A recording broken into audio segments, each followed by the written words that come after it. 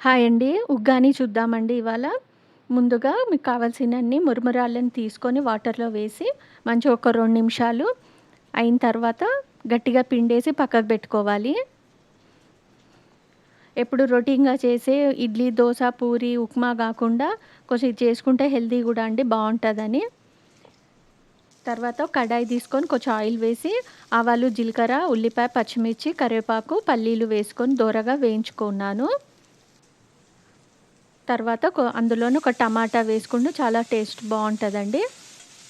పుల్లగా వేసి తర్వాత కొద్దిగా సాల్ట్, పసుపు వేసుకొని ఒక 2 నిమిషాలు ఫ్రై అవ్వనివ్వాలి.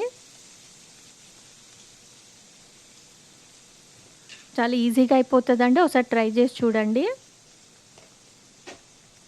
తర్వాత ఈ 2 నిమిషాలు మంచిగా మగ్గిన తర్వాత మనం పక్కకు పెట్టుకున్న మరమరాలను వేసేస్తే అంతే అండి, ఉగ్గాని రెడీ అయిపోతది. ఈజీగా అయిపోతది. టేస్టీ అండి, హెల్తీ.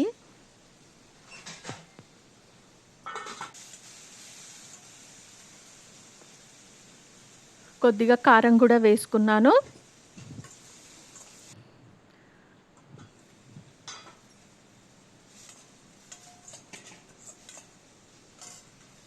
నా వీడియోలు నచ్చినట్టయితే లైక్, షేర్, సబ్స్క్రైబ్ చేసి నాకు సపోర్ట్ ఇవ్వండి. ఇది మంచిగా బాగా కలుపుకోవాలి. అంతా మంచిగా పట్టేటట్టు సాల్ట్ అన్నీ.